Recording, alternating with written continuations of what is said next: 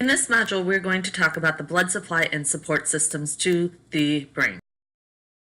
The brain's protective system includes ventricles, meninges, and CSF. The ventricles are four holding receptacles that create CSF, or cerebral spinal fluid, through extracellular leaks. The meninges are three protective layers, the pia, the dura, and the arachnoid, and the CSF itself functions as a waste receptacle and cushions against shock. Normally, CSF is dumped back into our venous system, but we see that hydrocephalus occurs when the circulation is blocked and the ventricles enlarge. This causes compression in adults, but in infants, the brain expands as the fontanelles have not yet fused. Meningitis, or inflammation of the meninges, occurs in 1.2 million cases worldwide. The source is either bacterial or viral. The key sign to meningitis is the stiff neck and or headache. A positive lumbar puncture could tell us the source. Lumbar punctures are particularly excruciating. The vertebral arteries found in the cervical spine, indicated in blue, join together to form the basilar artery in yellow. The basilar artery supplies blood to the brainstem, cerebellum, and occipital lobe, so it's important to make sure our vertebral arteries are clear before we do any mobilization, as we don't want to impede blood flow.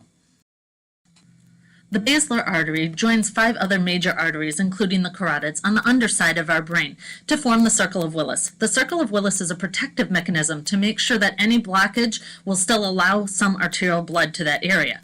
Unfortunately, the middle cerebral artery is not part of the circle of Willis and is our most common site of stroke. We will see that the location of the CVA will have a direct correlation to the signs and symptoms the patient displays. So back to that vertebral basilar artery. Remember, this supplies the brainstem, the posterior lobe of the brain, and the cerebellum, resulting in visual impairments, ataxia, and vertigo. Oftentimes, strokes at the basilar artery will cause locked-in syndrome and are often not compatible with life. Middle cerebral artery, remember, is our most common location of CVA, resulting in our very classic signs of hemiplegia, hemisensory loss, and some visual deficits, such as homonymous hemanopia. Our anterior cerebral artery supplies the frontal lobe, so this patient will have our classic signs of CVA, hemiplegia, hemisensory loss, but also the personality changes that come with a disruption to the frontal lobe.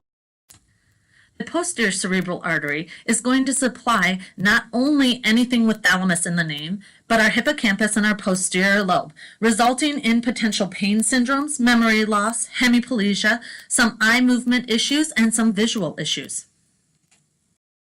Created using Powtoon.